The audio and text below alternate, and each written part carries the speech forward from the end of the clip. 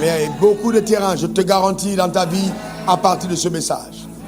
Alors le thème de ce message, c'est vaincre la peur. Vaincre la peur. Mets ta main sur ton cœur, nous prions. Là où tu te trouves, mets ta main sur ton cœur, nous prions pour la parole de Dieu. Père, je veux te rendre grâce pour ton extrême fidélité. Au nom suprême de Jésus, je prie que tu accordes à toute personne connectée à cet autel la capacité de t'entendre, mais surtout de te comprendre. Que ta lumière jaillisse dans notre homme intérieur, et que toute forteresse érigée par Satan soit renversée au nom suprême de Jésus. Que la puissance de ta parole vienne fragiliser les bases ennemies, guérir les corps malades, restaurer les cœurs brisés au nom puissant de Jésus. Délivrer de toute forme d'oppression de la peur et d'emprise de la terreur dans les âmes au nom puissant de Jésus. Que ton nom soit béni. Je mets une demande devant de ton trône pour ton habileté, ta capacité dont tu me rêvais pour enseigner ta parole. Au nom suprême de Jésus, j'ai prié. Et que l'assemblée d'ici et ailleurs dise Amen 3 fois. Amen, Amen, Amen. Non, ta manière de dire Amen m'embête. Donne-moi 3 bons Amen. Amen, Amen, Amen. Assieds-toi dans sa glorieuse présence. Amen. Que Dieu te bénisse abondamment. Nous parlons de vaincre la peur. Vaincre la peur. Prenez donc vos blocs-notes. Assurez-vous de consigner justement ces enseignements précieux que vous allez recevoir de la part du Seigneur. Nous vivons dans une société où la peur a une sérieuse emprise sur la vie des hommes. Une sérieuse emprise. Les hommes sont sous l'influence de la peur. On a peur des guerres. Peur d'une 3e guerre mondiale. On a peur la nuit quand on va au lit, pour certains, de ne peut-être pas se réveiller, de mourir de crise cardiaque, ou alors de subir l'oppression d'un mari non désiré. On a peur en ce qui concerne nos affaires. Est-ce que nous n'allons pas faire faillite? On a peur en ce qui concerne les futures dates d'élection. Est-ce que notre pays sera stable? Est-ce que notre parti politique va gagner les élections? Est-ce que mon candidat sera retenu? On a peur. La peur est partout. La femme qui voit son mari ne pas rentrer jusqu'à 20 heures a peur qu'il ait été détourné dans sa trajectoire. On a peur. On a eu le visa, on s'est retrouvé à l'extérieur. Et maintenant, le renouvellement de notre papier n'a pas lieu. On a peur. Est-ce que j'aurai encore mes papiers? On a peur. La peur est presque partout. On t'a donné un diagnostic. Le médecin a dit, je ne sais pas, alors je ne vois pas trop clair, mais il faut qu'on fasse un nouvel examen. Mais avant même qu'on ait conclu le nouvel examen, on a peur que ce soit un cancer. On a peur. La peur est presque partout. Cependant, il est important de comprendre ce que c'est que la peur. En fait, cet enseignement, je te donnerai de comprendre ce que c'est que la peur. Ensuite, je te donnerai son origine. Et après, on parlera de 12 vérités essentielles, ou 12 choses que tout homme devrait savoir au sujet de la peur. Et enfin, je vous donnerai 3 stratégies par lesquelles vous pourrez neutraliser la peur et la vaincre. Est-ce que vous êtes prêts pour ça? Eh bien, nous commençons donc maintenant. C'est quoi la peur? Définition selon le Larousse. C'est un sentiment d'angoisse éprouvé en présence ou à la pensée d'un danger. C'est-à-dire, le sentiment d'angoisse est éprouvé en la présence, d'accord, ou à la pensée d'un danger réel ou supposé d'une menace. Ça veut dire qu'on n'a pas peur forcément parce qu'il y a un danger. On peut avoir peur parce qu'on imagine qu'il y a un danger. C'est donc un danger imaginaire. Et bien souvent, notre intelligence et notre imagination est entraînée à deviner la catastrophe, à penser le chaos. Pourquoi? C'est une œuvre subtile de Satan, tu comprendras, pour plonger ta vie dans la déchéance et te maintenir dans la défaite. Mais ce message te délivrera totalement au nom suprême de Jésus. Vous voyez que quand nous parlons de danger, Un sentiment qui naît parce qu'il y a un danger. Vous comprenez tout de suite que l'homme n'a pas été créé pour vivre sur la peur, sur l'influence de la peur. Pourquoi? Parce que le premier homme, quand Dieu l'a béni, il a dit, sois fécond, multiplie, assujetti, rempli, domine. C'est tout le passage de la mer sur les anges du ciel, c'est tout ce qui rampe sur la terre. Donc Dieu lui a donné le mandat de domination. En lui donnant le mandat de domination, l'homme ne pouvait pas avoir peur. Il n'y avait pas de danger pour l'homme parce que l'homme était l'autorité dans le jardin d'Éden. On est d'accord? Donc Dieu n'a pas conçu l'homme pour que l'homme agisse sous la peur. Vous imaginez que vous êtes par exemple chez vous, vous avez la police ou la gendarmerie ou les militaires, tout autour, on vous dit, il y a un voleur qui n'est même pas armé, qui est en train d'arriver chez vous. Est-ce que vous allez avoir peur? Non, vous n'allez pas avoir peur parce qu'il n'est pas en danger. Il n'est pas une menace. Ça ne veut pas dire que l'adversaire n'est pas là. Non, il est là. Mais vous avez pleine conscience que ceux qui sont avec vous, ceux qui t'entourent sont plus forts et plus puissants que ce voleur. Tu vas plutôt dire qu'il arrive, on va l'arrêter aujourd'hui. Pourquoi? Parce que tu sais que tu es plus armé, voyez, que le voleur qui arrive. Ou alors, regardez un petit enfant. Quand il est à côté de son père, il n'a pas peur. Il est capable de parler n'importe comment. Parce qu'il sait que son père est à côté. Souvent même c'est le père qui dit, Joe, il faut que le gars la fasse doucement parce que si ce monsieur se fâche, je ne suis pas sûr que je vais tenir contre lui. Mais pour l'enfant, il est convaincu que son père, c'est le héros. Il est calme. C'est pour ça que Dieu dit, l'âme tranquille comme un enfant sevré auprès de sa mère. Et c'est pour ça que Dieu aime les enfants. Parce qu'il y a une confiance en la personne de Dieu qui est avec toi, qui veille sur ta vie, qui te contrôle. Amen. Donne-moi ton meilleur amen. Donc, voyez-vous, nous parlons là de la définition de la peur. La définition selon le Larousse. Mais je vous fais observer que quand le Larousse a donné cette définition, ceux qui ont défini la peur n'étaient pas forcément des hommes spirituels, mais des hommes intellectuels. L'intellectualisme n'a pas la totale perception des réalités spirituelles. Donc ça veut dire qu'il y a des définitions que nous avons dans le Larousse qui ne sont pas totalement adéquates avec la pensée prophétique. Donc nous avons l'habileté, quand nous avons la connaissance révélée, de redéfinir certains mots selon le lexique prophétique de Dieu. Et c'est sous cet axe que je vous redonnerai une nouvelle définition de la peur. Prenons donc la définition spirituelle selon Raoul Wafo. Mais Larousse, c'est un nom. Pourquoi je dis Raoul Wafo? Pourquoi vous faites... Le sentiment d'insécurité généré par le diable dans l'esprit de l'homme déchu de la grâce protectrice de Dieu. Voilà la définition spirituelle. Vous l'avez affiché. Le sentiment d'insécurité généré par le diable dans l'esprit de l'homme déchu de la grâce protectrice de Dieu. Donc ce sentiment d'insécurité est généré dans l'esprit de l'homme, voyez-vous, déchu de la grâce.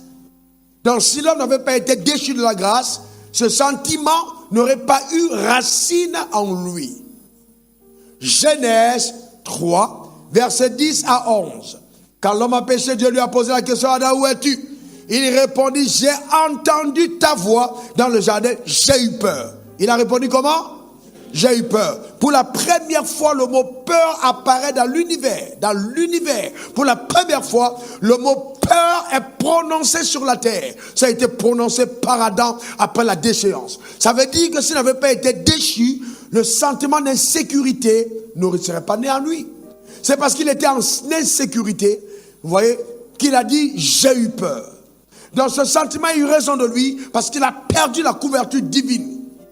Il n'était plus avec Dieu comme allié. Il a cédé les territoires à Satan. Et c'est ainsi donc que Satan a commencé à manifester son règne dans la vie d'Adam par le sentiment de la peur qui a pris place dans l'esprit de l'homme déchu. Est-ce que ça va pour chacun d'entre nous? Voyez donc, sans désobéissance à Dieu, l'homme n'aurait jamais eu peur. L'homme n'aurait jamais eu peur. Donc la peur vient du diable. Et ce qui donne à la peur d'avoir son emprise dans nos vies, c'est la vie de désobéissance. Vous allez vous rendre compte que plus les gens se rebellent contre Dieu, pêche contre Dieu, mente contre Dieu, embrasse les voies de la perdition, mieux il sombre dans la peur, dans le chaos. Parce que la peur est le sentiment qui est généré en nous quand nous faisons confiance en Satan. Quand nous soumettons notre vie à l'autorité de Satan. Quand nous abandonnons dans ses voies. Quand nous écoutons ses suggestions. Alors la peur prend emprise dans nos vies. Alors que si nous écoutons la voix de Dieu, si nous écoutons la voix du Saint-Esprit, si nous marchons selon les conseils de Dieu, la foi est générée. Donc je peux conclure aisément, portons bien, que la foi, la peur est pour le diable ce que la foi est pour Dieu. La peur est pour le diable ce que la foi est pour Dieu.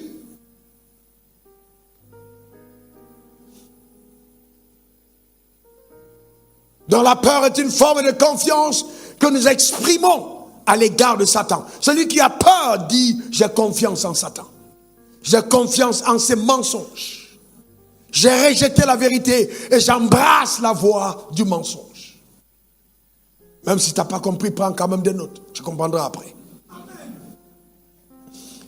Alors nous allons maintenant noter 12 choses que toute personne devrait savoir au sujet de la peur. Et quand je dis toute personne, que tu sois chef d'État, que tu sois homme politique, que tu sois homme de Dieu, que tu sois, je ne sais pas, quelque sportif, ces 12 choses, tout le monde sur la planète Terre devrait le savoir au sujet de la peur. C'est une connaissance profonde qui va créer dans ta vie un équilibre réel et te donner de relâcher les couleurs divines dans ta destinée.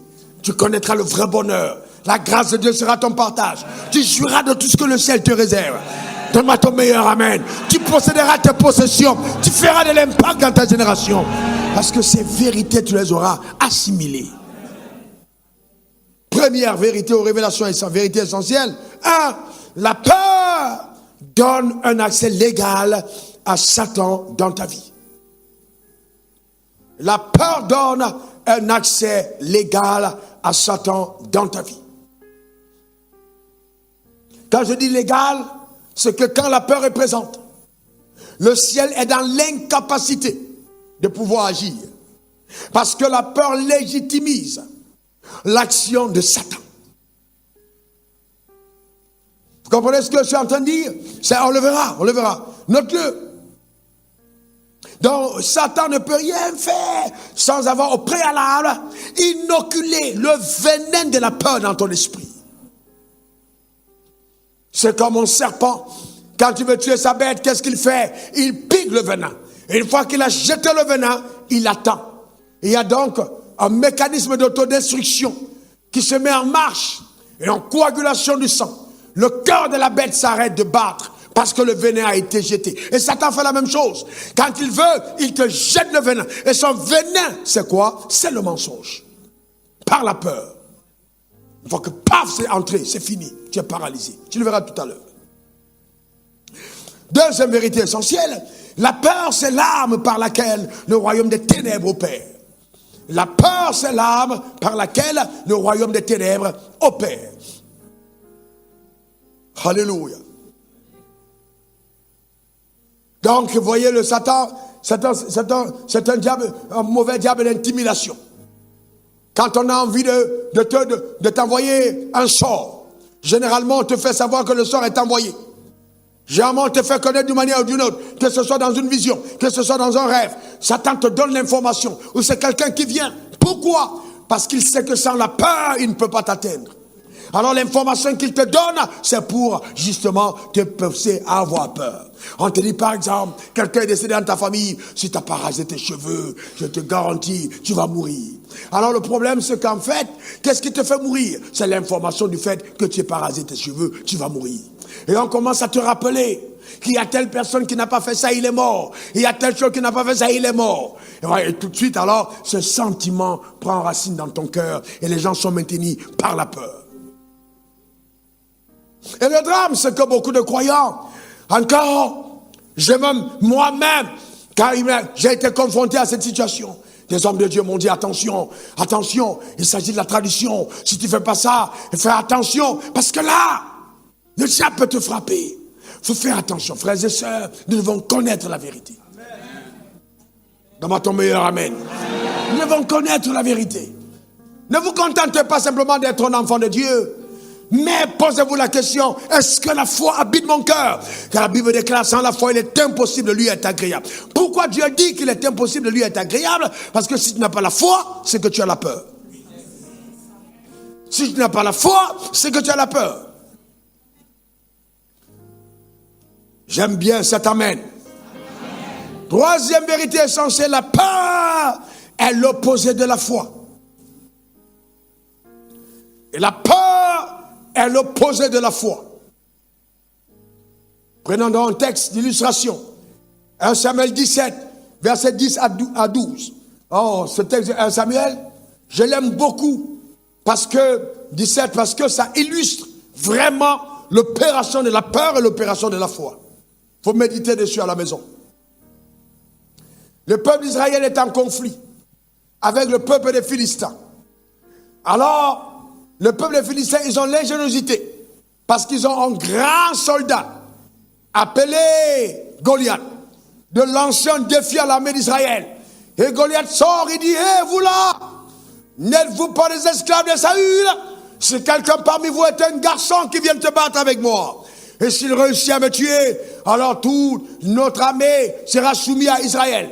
Mais si je le tue, alors vous serez soumis. Et donc quand les gens le voient, eh bien, voyez-vous, ils commencent à avoir peur. Pourquoi? Parce qu'ils sont intimidés. Le Philistin dit encore, je jette ce jour un défi à l'armée d'Israël.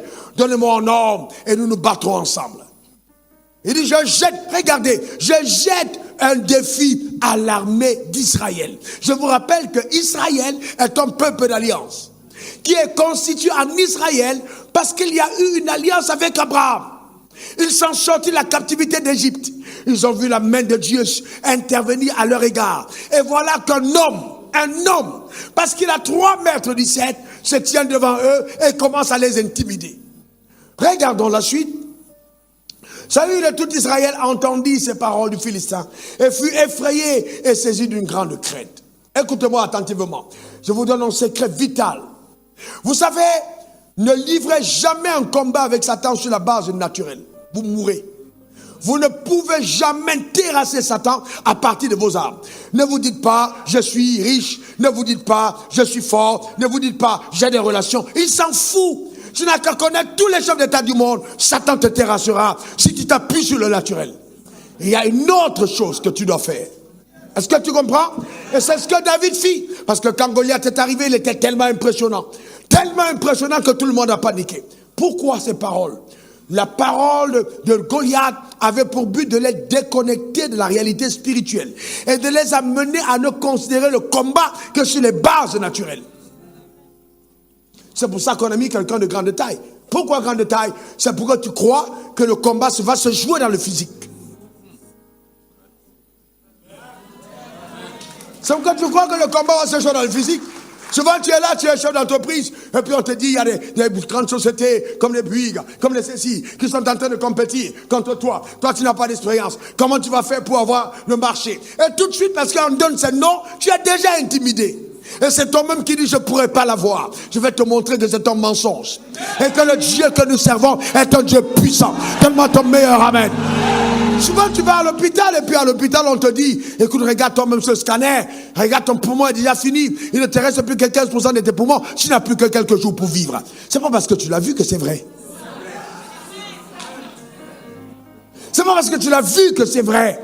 Donc si tu restes dans le naturel, tu seras détruit. Il te faut avoir une autre attitude. Mettez le texte qui suit, j'aime bien ce premier mot, or. Allez-y rapidement.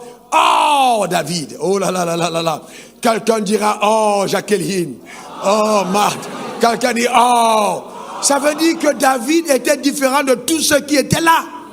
Pendant 40 jours, ils étaient rangés en bataille. 40 jours, personne ne bougeait. Mais oh, il y avait David. Heureusement que Dieu a toujours ses hommes. La peur est en train de frapper ce monde. Oh, il y a toi et moi. Donne-moi ton meilleur amen. Nous allons démontrer à cette génération que Satan n'a pas l'emprise sur tous les hommes. Dis encore ton meilleur amen. Dis après moi, je ne sombrerai pas à la peur. Je ne céderai aucun territoire de ma vie à la peur. Au nom suprême de Jésus. Or, David était ce fils de cet Éphrésien de Bethléem, de Juda, nommé Isaïe, qui avait 8 fils et qui, du temps de Saül, était vieux, avancé en âge. Alors, David a regardé le Philistin et il a dit que personne ne se décourage, ton serviteur ira se battre. Alors, quand le Philistin l'a regardé, il dit, mais c'est pas possible. Donnez-moi quelqu'un d'important. Comment vous me donnez-vous un gars de cette taille, un tout petit comme celui-là? Il dit, je veux le broyer. Mais vous savez, Dieu est tellement intelligent qu'il ne va jamais te donner les combats à ta taille. Il ne va jamais te donner les combats à ta taille. Non. Parce qu'il doit te donner les combats qui te donnent de regarder à lui. C'est tellement maous, tellement bao, tellement costaud, tellement énorme que tu n'as pas d'autre choix que de regarder à Dieu. Tu viens contre moi avec la lance et les javelots, mais je viens contre toi au nom du Dieu d'Israël que tu as insulté. Et il dit, je trancherai ta tête. Comment est-ce possible? Comment est-ce possible? Je trancherai ta tête. Voyez, on sert un Dieu tellement puissant. Tellement puissant. Vous savez, ne regardez jamais à la taille de vos adversaires. Regardez à la taille du Dieu avec lequel vous combattez. Ou alors le Dieu qui combat pour vous. Voyez-vous, quand vous allez regarder à votre Dieu et regarder à l'adversaire, vous vous rendrez compte que votre adversaire est tellement nain, tellement petit devant votre Dieu, qu'au lieu de marcher, vous allez courir, vous serez pressé de voir Dieu défaire vos adversaires. Alors je te garantis, tes adversaires tomberont devant toi par la puissance de Dieu. Jésus a dit, je ne te délaisserai point, je ne t'abandonnerai point. Que pourra te faire un homme? C'est une promesse ferme. Donc aucun homme sur cette terre ne peut livrer un combat contre toi et avoir la victoire. Ta manière de dire amen m'embête. Il a dit, ne touche pas à mon noir. Vous êtes mon sacerdoce royal. Vous êtes mon peuple élu, vous êtes ma nation sainte, vous êtes la prunelle de mes yeux. C'est ce qu'il a dit. Il a dit, aucun cheveu de ta tête ne tombera sans ma permission. Je ne vois pas qui est assez sorcier pour manger tes cheveux. Qui est assez sorcier pour pouvoir détruire ta vie. Impossible. Donne-moi ton meilleur amen. Il te dit non, on va voir comment il va venir ici au village, terminer ta maison. Tu vas la terminer, tu vas l'habiter, ils vont venir à l'inauguration et rien n'arrivera. Dis encore ton meilleur amen. Dis encore amen. On sert un grand Dieu. Ne te laisse pas intimider. Je trancherai ta tête. Ça s'appelle l'audace. Amen. Quatrième vérité essentielle, la peur va museler ton potentiel en paralysant tes actions. C'est-à-dire un potentiel. Le peuple d'Israël avait un potentiel. Alléluia. Ce peuple avait un potentiel. C'est-à-dire il y avait un serment qui planait sur leur tête. Quelle puissance! Ils étaient sous alliance. La peur peut museler ton potentiel. Vous voyez? Pourquoi? En paralysant tes actions. Parce que la peur va t'empêcher d'agir. Et sans action, tu ne peux pas voir l'onction. Sans action, tu ne verras pas la puissance de ton alliance. Et Satan le sait. Il va jeter un virus. Il va jeter un venin pour t'empêcher d'agir. Ça s'appelle la peur. Pendant 40 jours, l'armée est là, ils chantent. Ils sont là, ils chantent. Ils sont là, ils chantent. Mais personne ne va sur le champ du combat. Pourquoi? Ils sont tétanisés par la peur. Ils sont tétanisés par la peur. Et regardons, il y a des gens qui sont là. Je t'ai parlé. J'ai un salaire de 1,3 million. Et c'est bien, c'est un très bon salaire. Mais Dieu est en train de te montrer un autre projet. Il faut que tu ailles investir. Il faut que tu te déploies. Je t'ai parlé, va dans tel pays. Il faut que tu ailles prêcher l'évangile. Il faut aller mettre une église de tel côté. Mais tu commences à te poser des questions tellement naturelles. Tellement naturelles. Et la peur, si je pars, comment je vais vivre? Frères et sœurs, si le mot comment n'est pas la question, ou bien comment n'est pas posé avant, ça veut dire que Dieu n'est pas là. Chaque fois que Dieu veut ridiculiser le diable et qu'il fait de toi l'acteur de son miracle, et la question comment se pose dans ta tête. Comment? Mais David s'est levé. Il est parti. On pouvait demander à David, mais comment tu feras? Ce gars est armé. Ce gars, regardez, on porte sa protection devant. Il a lui-même tellement d'armure que même avec une flèche, on ne l'aura pas. Mais vous savez quoi? Je connais tellement Dieu. Oh, par sa grâce, tellement qu'il n'y a aucune situation qui t'arrivera sans solution. Il n'y a aucun problème qui ne peut survenir dans ta vie sans avoir la porte de sortie. Il y a toujours une solution. Ta manière de dire amen m'embête. Et les solutions sont tellement au-dessus de ta tête que même tes adversaires ne savent pas qu'eux-mêmes ils vont participer à ta victoire. Quand Goliath est allé confectionner son armure, il a dit laissez cet endroit ici, je vais respirer, c'est là où l'air va passer. Mais pendant qu'il disait laissez cet endroit ici, c'est là que l'air va passer, je disais c'est là où le caillou de David va te toucher. Tu es trop protégé, mais il te faut cet espace. Parce que c'est là où le caillou de David va aller dans ton front et te mettre par terre. Il y a toujours un moyen. Il y a toujours une porte ouverte. Il y a toujours une solution. Je ne te laisserai jamais sans solution. Je déclare que ce matin, tu trouves la voie de sortie par la puissance de Dieu. Dans le meilleur des amens. Dis encore amen. N'aie pas peur. Ne te laisse pas paralyser. On sert un grand Dieu.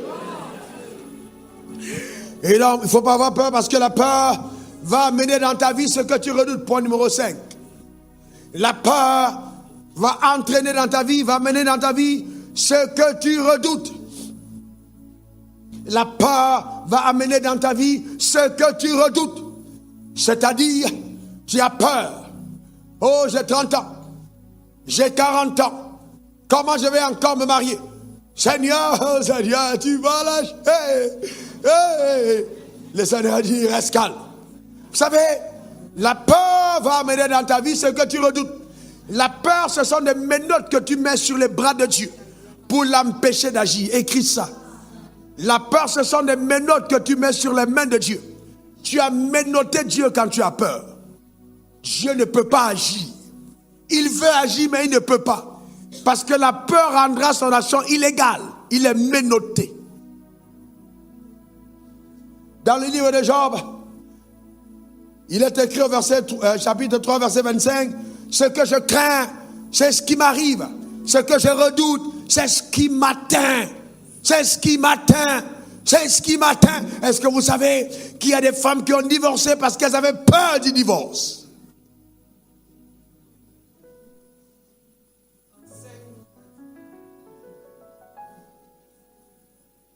Amen. Ce que tu as peur, c'est ce qui t'arrive. Ce que tu redoutes t'atteint. Il ne faut pas avoir peur. Et chaque fois que dans un domaine de ta vie, la peur commence à naître, c'est un indicateur que Satan est en train de faire venir la chose dans ta vie. Et il y a un moment de ma vie, je savais que Satan voulait me faire mourir par crash. Comment je savais? J'avais peur de prendre l'avion. Ah ouais, je suis sincère, j'avais peur. Dans l'avion, j'avais peur. J'avais peur de prendre l'avion. Et le genre de secousse que j'ai connu dans l'avion, en cette période-là. Et quand l'avion fait, c'est comme tu attrapes les sièges, comme si ça va descendre, tu vas arrêter l'avion avec tes mains. Comment tu vas faire? Et Dieu m'a délivré. Et je prie que Dieu te délivre. Est-ce que quelqu'un comprend ça? Frères et sœurs, je vous garantis, ce que tu redoutes, c'est ce qui arrive. N'aie pas peur. Dans aucun domaine, n'aie pas peur. Quelque chose qu'il y a. Ah, est-ce que mes affaires vont prospérer? Est-ce que mon entreprise ne va pas fermer? Tu commences à avoir peur, peur. Non. Est-ce que finalement, est-ce que je vais gagner beaucoup d'argent? Il ne faut pas avoir peur. Il ne faut pas avoir peur. Vous voyez, les gens ont peur, ils seraient seuls, eux-mêmes, et ils pleurent. Je connais une dame qui avait peur de mourir et elle pleurait sa mort. Un jour, on lui a demandé, mais pourquoi tu pleures? Elle dit, quand je pense que je vais mourir. Oh, elle pleure. Donc, elle se voit dans le cercueil et elle pleure. Et souvent, elle pleure comme ça, en disant que je vais laisser mon mari. Mon mari va épouser une autre femme. Et elle pleure. Elle pleure quand même. Il y a des gens extraordinaires. La vie est étrange. Hein? La vie est vraiment étrange. Est-ce que vous savez que les malheurs qui sont arrivés à Job sont arrivés uniquement parce que Job avait peur? Job avait peur pour ses enfants. Vous imaginez un homme de qui Dieu rend témoignage. C'est-à-dire c'est Dieu lui-même qui devient le griot de Job. Dieu parle à Satan de Job. Dieu est tellement fier de Job, mais Job a peur que Dieu le frappe. Vous n'avez pas vu des croyants comme ça? Vous allez voir que beaucoup de croyants ont tellement peur, même peur de leur marche avec Dieu, que finalement, ils ne sont jamais heureux. Même dans la prière, quand ils commencent à prier, première action, Père, je me répands. Tu te répands de quoi? Je ne sais pas. Même ce que je ne sais pas que j'ai fait, je me répands quand même.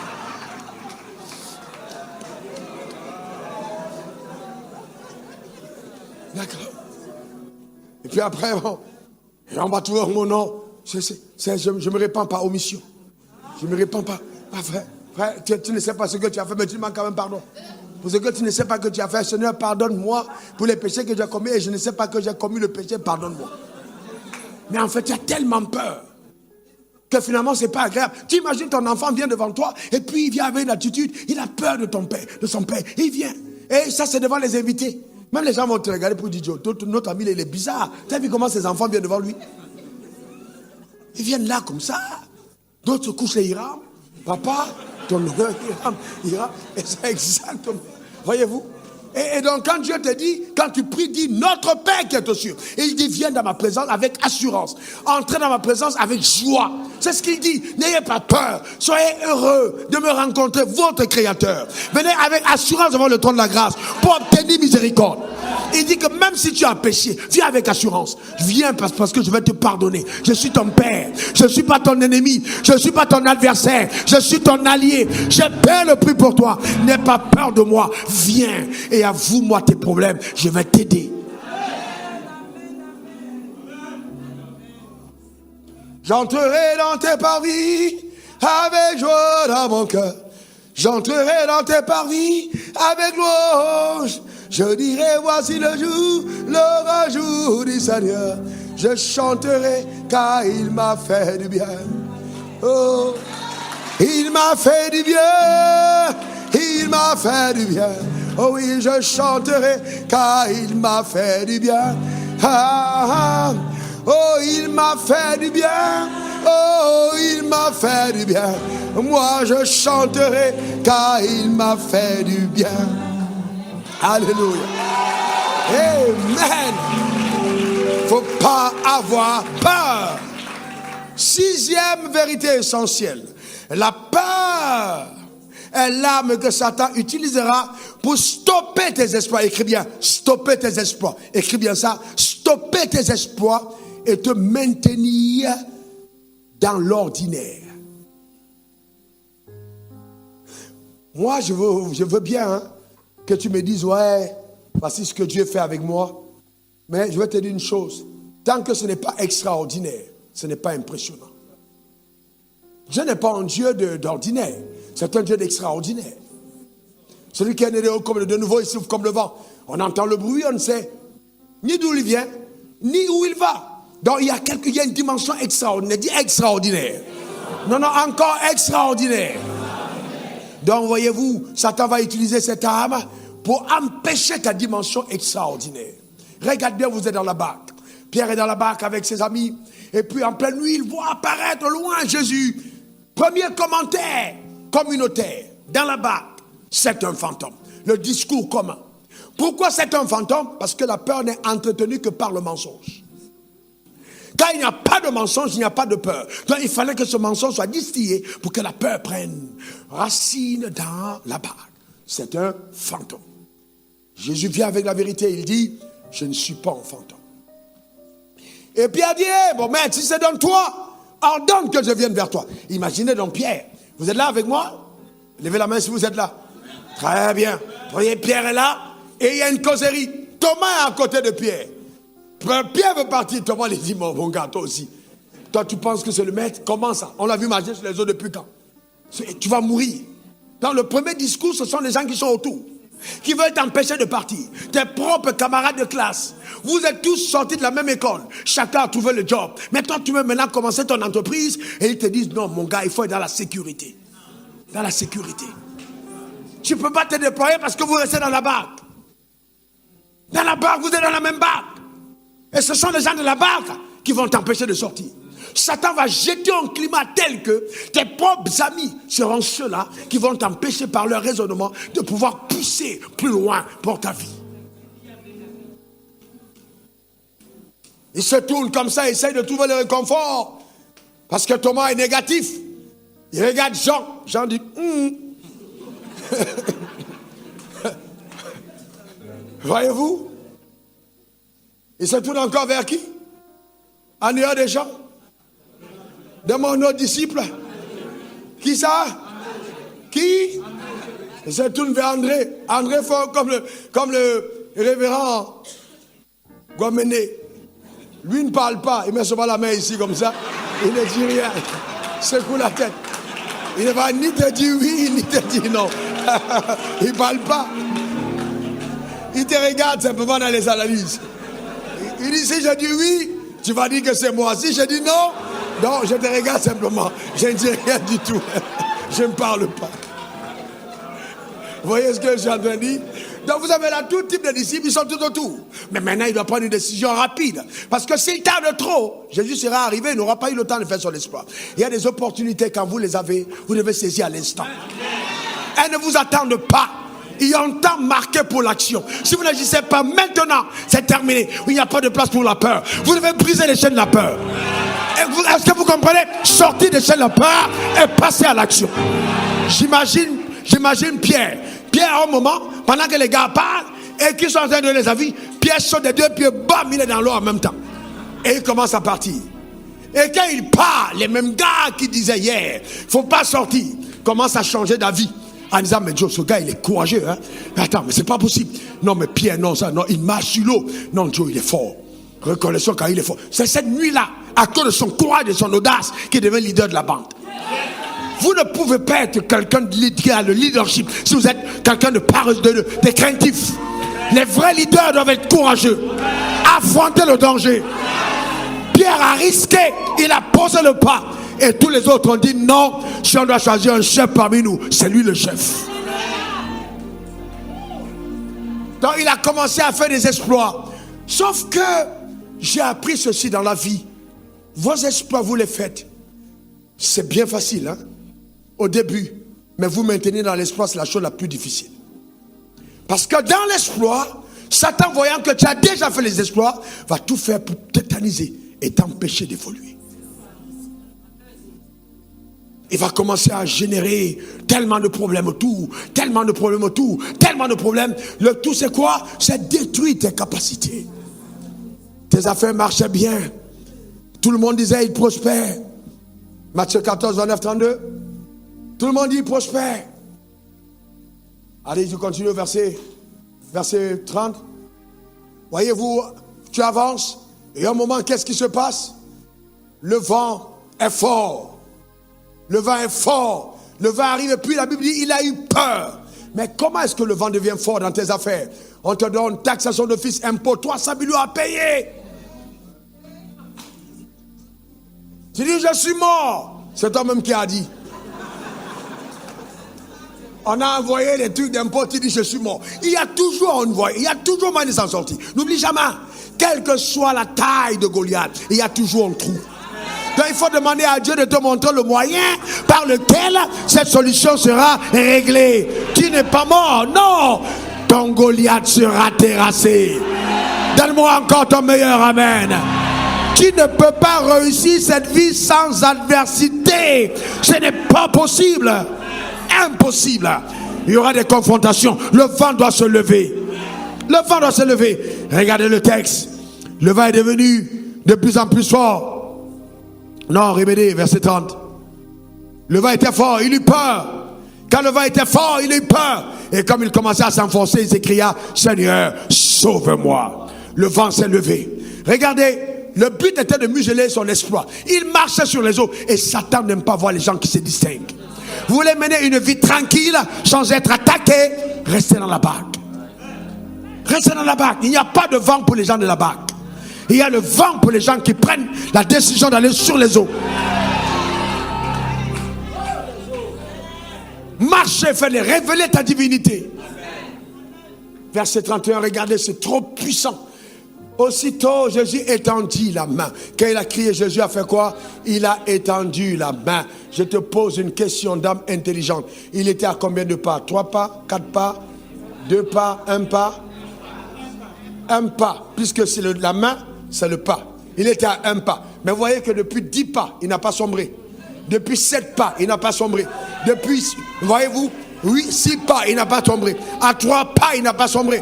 C'est au moment où il était près du but que l'intensité de la feu des vents a commencé à se lever et il s'est enfoncé.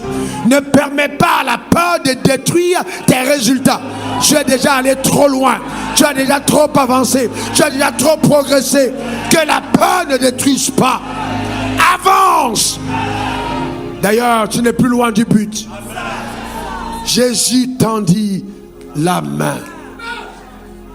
Et regardez, vous savez, les gens, ils parlent de Jésus et Pierre, que Pierre a sombré dans les eaux.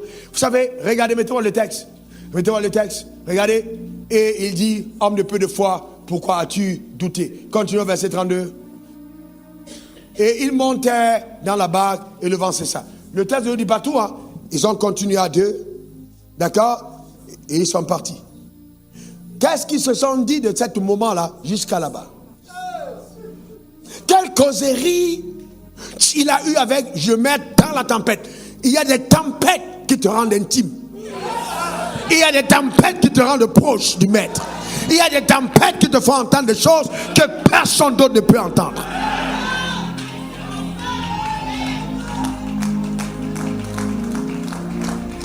L'école de la tempête. Et ils ont avancé. Remettez le texte s'il vous plaît pour que tout le monde voit. Et puis ils sont allés dans la barque. Une fois qu'ils sont entrés, qu'est-ce que vous avez observé après? Le vent a... Est-ce que c'était un vent naturel? Non. Vous savez que le diable peut manipuler la nature? Ce vent-là n'était pas normal. C'est un vent diabolique qui avait pour but d'empêcher Pierre d'atteindre ses objectifs. Mais dès qu'il est revenu normal, comme tout le monde, le vent a cessé. Il y a des turbulences qui ne cessent que si tu veux être ordinaire comme tout le monde. Les hommes de la tempête continuent de marcher. Est-ce que quelqu'un comprend de quoi je parle? Continue de marcher. Shadrach, Abednego était dans le feu. Et le 4e homme est apparu dans le feu. N'est-ce pas? Dans le feu. Dans la tempête, le maître sera avec toi. Le plus important, c'est qu'il soit là et que tu tiennes sa main. Que personne ne vienne t'empêcher de révéler la dimension divine que tu incarnes. N'aie pas peur, dis encore amen. Et j'entends Dieu me dire, je n'ai pas dit ça au premier culte, tu as une seule vie, pas 2. Faut la vivre avec la plus grande foi. Donne-moi le meilleur des amens. N'avoir aucun regret le jour où tu rencontreras ton maître. Donne tout ce que tu as pour révéler le meilleur de Dieu par ta vie au nom suprême de Jésus. Ne recule devant rien. Ose au maximum. Prends des risques sur la base de sa parole et tu verras la grandeur de Dieu au nom suprême de Jésus. Donne-moi ton meilleur amen.